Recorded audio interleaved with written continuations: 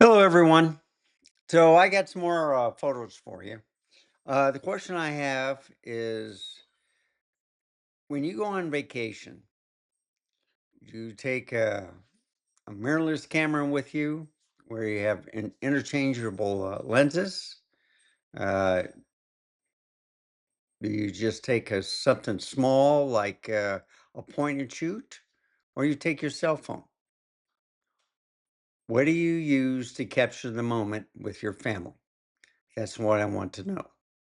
So I'm going to show you this little slideshow. And you tell me what type of device I use to take pictures.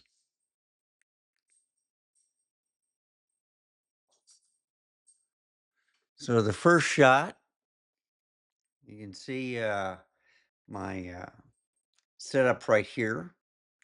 I have two monitors, coffee cup, microphone. Um, Inside the house, I took over the dining room area, kind of. And if I go to different pictures, just scroll down a little bit. There's a little flaring going on. There's more pictures. Went outside.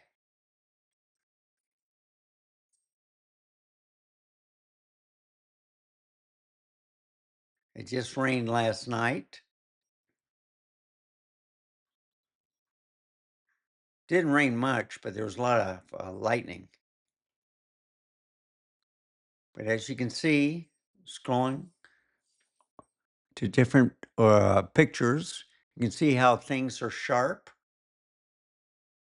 Went back indoors, did the HDR. I used the ND filter.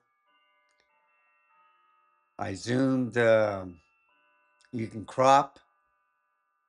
So what do you use? Now these are pretty stable.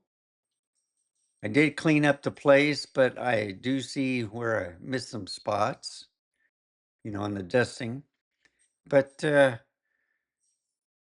basically, with the dynamic range, doesn't matter.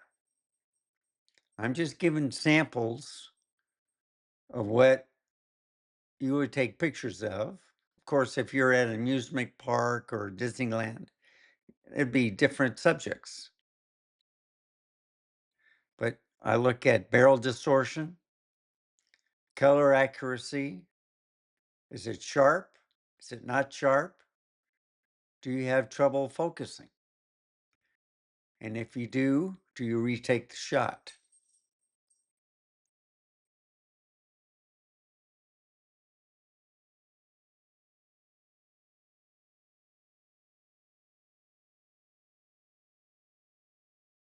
So I was trying to give some samples. Some are in focus, some aren't. A little bit of dynamic range going on here and there. Reflections. Most cameras have problems with reflections. So on this picture, the bike is sharper in the mirror than it is when I was focusing on it.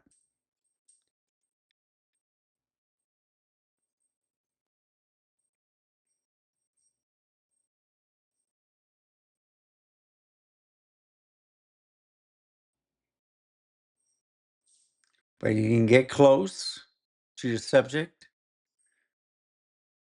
and it performed pretty well. Some cameras, you have to have different lighting, either besides white balance, maybe incandescent or, you know, it, uh, cloudy day, sunny day. I had it on automatic white balance and it did a pretty good job. Usually with the lighting inside, it's yellow, and I didn't get any of that yellow tint.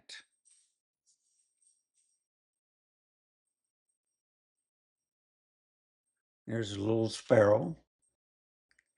There's another one.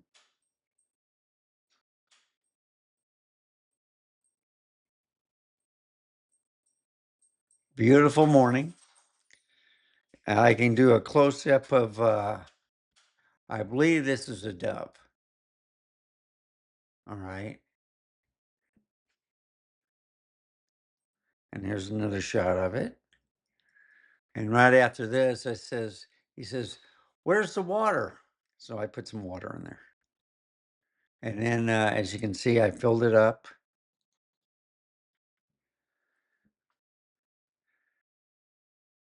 And I was just waiting for these other birds. So you can crop 35, 50. Wait a minute. Yeah, I was cropping right here. 35, 70, or 35, 50. That's 50.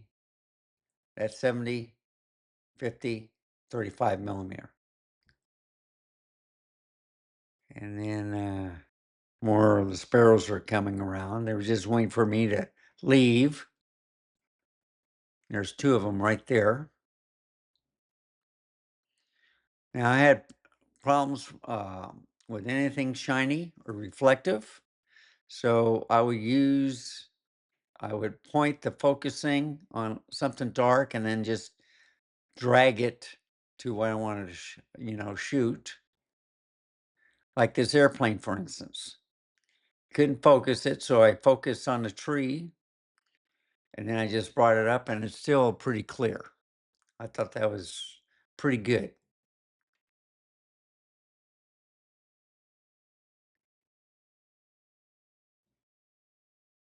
I do have the picture quality for neutral. I try to get most accurate colors when I like shooting. Other people like using vivid color and LUTs and stuff.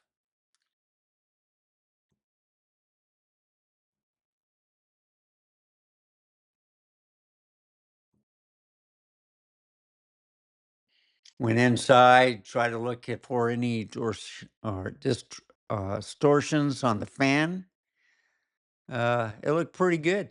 It looks pretty straight.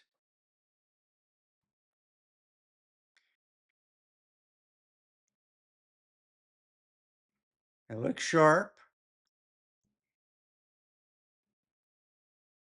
You see the reflection of the monitors in my dining room glass.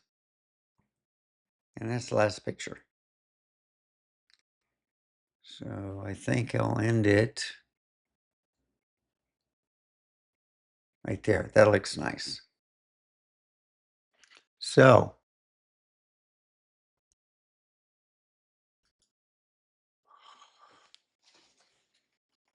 this little tiny bag I like carrying on vacations.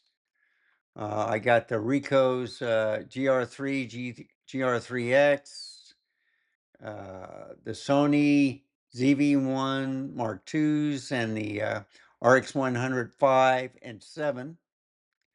I got a Panasonic point and shoot, two of them. And I got this one right here in this think tank bag, small, tiny.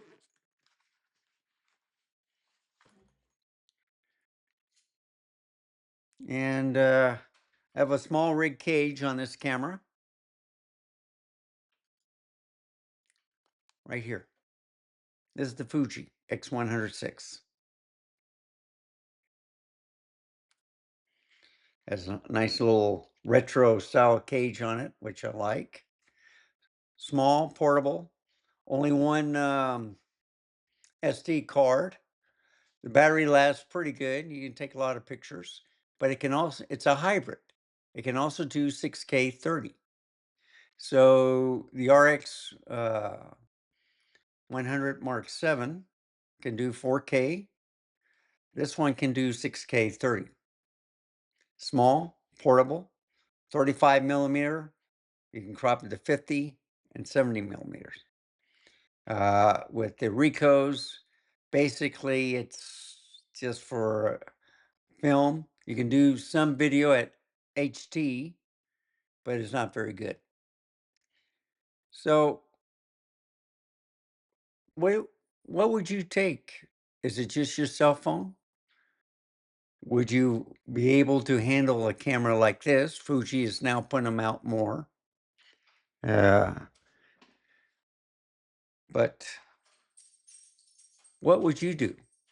Uh, if you're going to like a safari or something, I can understand bigger camera, bigger lenses, better picture quality. But if you're going on vacation, what would you bring with you? Cell phone? Is that all you need? Very handy. Or would you bring a point and shoot?